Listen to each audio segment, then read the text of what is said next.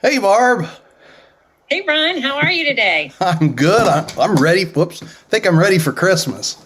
By the time this airs, that will be history. Christmas will be history. Yeah, it will because everybody's on break. Welcome back, everyone, to 10 Minutes with Barb and Ron. Barb Gentili Green here with Centerburg Local Schools.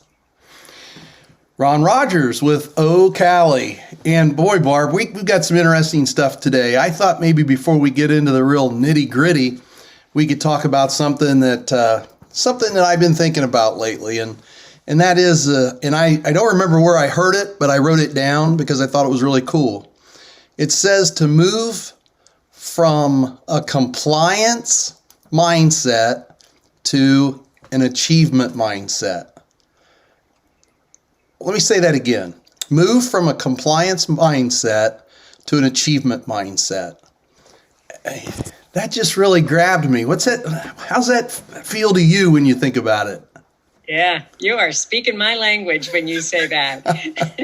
I figured. It reminds me of how school districts in Ohio now get a special education profile and rating based on those two features, those two parts, compliance, like how well are we crossing the T's and dotting the I's. But the really important thing is how are kids doing and achieving based on what we're doing with their IEPs. So I love that side of things. I love to talk about the achievement side. Yeah. And I think sometimes we just get so caught up in the compliance part, and especially when we start talking about IEPs and some of those things, or just about anything, if you can check it off, do it, check it off, move on. But I like the achievement. I think we need to keep focusing in on the achievement and, just do the best we can with that. Yeah. And I really believe for IEPs that we can use those IEPs to actually change achievement for kids. Like that's what it should all be about. Not just did we get the IEP done on time, but are we really writing goals that are going to make a difference for kids? So, and yeah, I'm with you on that one, Ron. I got to pull out the timer. I forgot to start it, Barb. Can you believe that? Can you believe I could forget to start the timer? I can't believe that. Did you follow the checklist, Ron Rogers? I must not have followed it all. The power of checklists. Yes, it is the power of checklists. So we're already 2 minutes in probably, so that'll be all right. So today, I don't know, Barb, if everybody realizes it, but you read some amazing books.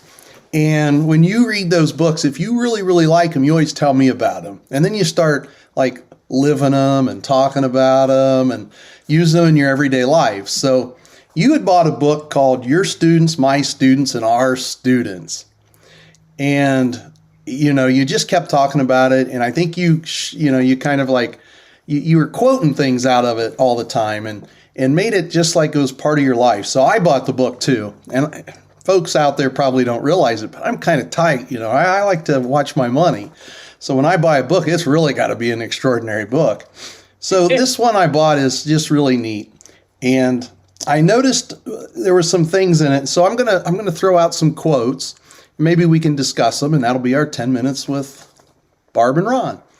So all the right. first one I'm was... just going to hold the book up here. There, I'm just for a minute there. There we go. Yeah, hold it up just a hair higher.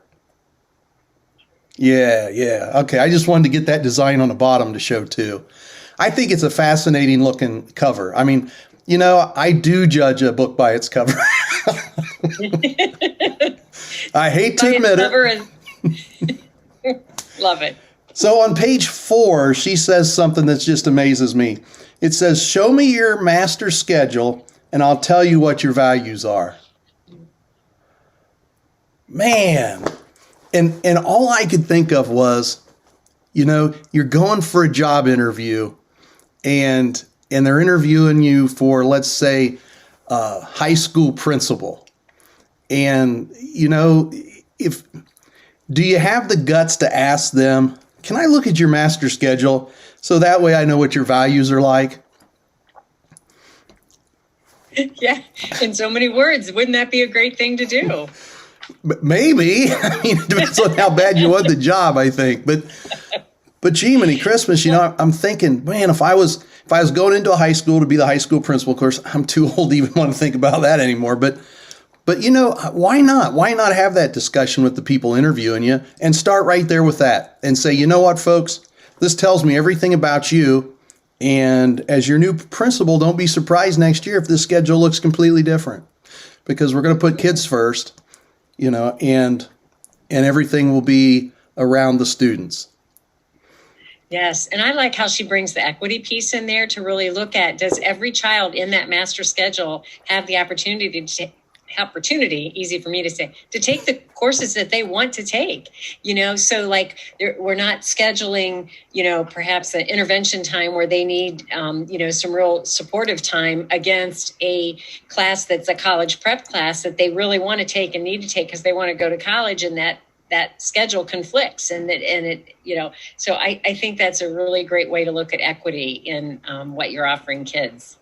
I do too. So I guess as people watch our show, and we know a lot of people like our show and they watch it when it comes out, I would like people to just in their reflection time, think about their district, think about their school, or if they work for the Ohio Department of Education, think about when they go in and work with districts or schools, or if they're a state support team and they're working with people on district leadership teams and stuff, to really think about the master schedule, look at folks' master schedules, talk about it with them, and see, what does the master schedule say? What values are they looking at? Is it the value of eating? We only have so much lunch space, almost, so much lunch time that we start there, and then or are we really looking at our students and scheduling around them? I think it's just an interesting thing to think about. It is. It'd be a great conversation. It goes back to when I was in and out of all the different school buildings all the time. I hate to say it, but I always judged the districts and the schools by, if I was walking in with the students, would one of them hold the door open for me? That always told me a lot. If the students were fighting over who's going to hold the door open for the stranger coming into the building, it was always kind of a cool thing. Well, now, Ron Rogers, you're showing your age, because now the students would not be allowed to hold the door open for you until you were buzzed in for safety reasons. So. Oh, yeah, I am showing my age, aren't I? Gee, many Christmas. That's almost scary, Barb. Wow, I never even thought about that. We'll assume it's an internal door. It was an internal door, wasn't it? Yeah, there you go. Okay. Wow. Yeah, I never. Gee, many. Okay, so let's go on. On page 10. Page 10 is an interesting one, and it always makes me think about you, Barb, because you're always saying this stuff all the time. And page 10 has people with disabilities are people first. And I'm thinking, I don't know this, but I'm thinking they must have seen you put that on Twitter at some time in the UDL chat. And maybe they kind of took that and liked it and put it in their book. I'm not sure. I didn't look to see if they quoted you or anything. Oh. But no, I don't think so. I think they probably believe it too. And how that just is so important. Our words matter. They really do. And so when we think about, how do we, again, our values, how do we reference our students? And do we talk about, special ed students, how that one gets me, yeah. Or those low functioning students. That one just about makes me want to cry in my sleeve there. But right, it's just, and I think about Tisha Fitzgerald in her Anti-Racism and UDL book, and she talks about honor and honoring that person and just humanizing, our conversations, and I think that language matters. Language does matter.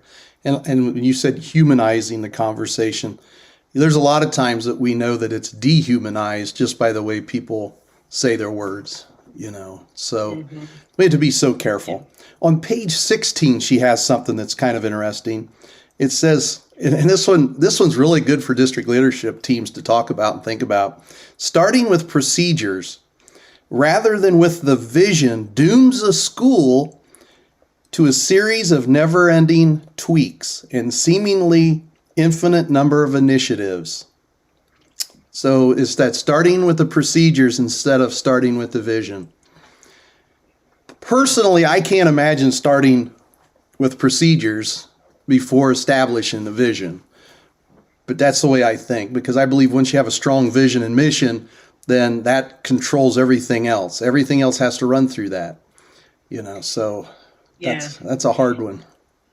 Yeah, it is. I agree with that, Ron. And I think that what she's talking about here, too, is that oftentimes when we've really tried to change settings in our environment to be really equitable and inclusionary, we try to tweak it here and there and there and here, and as opposed to doing that full reboot. And working in a district right now, I know how important it is to have that vision and to have that mission and to have that drive everything. But then there's also the reality that you've got, say, a schedule. You brought up a schedule earlier. You have a schedule that's been around for a long time. And, it takes a lot to change something that major. And so sometimes it does feel like we are tweaking here and there. And when I reread that, I thought, wow, are we doing it right? Because you're right. You should start with the vision and really look at your whole system. But sometimes you get down in the weeds. That reminded me, just as you were saying that, and we've got like a minute and a half or two left, so I'm going to end on this. But when you were saying, we just start tweaking little things here and there, in our town where I'm from, they wanted a new pool. This was years ago. And the safety service director, bless her heart, was doing everything she could to get a new pool. And the people just wanted the old pool patched. So somebody did a cartoon of this poor lady putting her fingers and toes in all these little holes and stuff that were in the pool to try to stop all the leaks. And I think that visual opened people up, because it wasn't long after that people agreed we need a new pool. We need to start fresh, like you said. We need to reboot and we need to move on, So it was kind of like, me, I always have to have a visual. So with that said, Ron is out. That's a great visual to end with, Ron. I can just see that now. Sometimes I feel like I'm doing that, like just, plugging the holes right now. But we have to keep in mind what we believe in and where we're trying to go as a district, and let that guide our decisions on an everyday basis. It's a great reminder, Ron. Thank you. And Barb is out.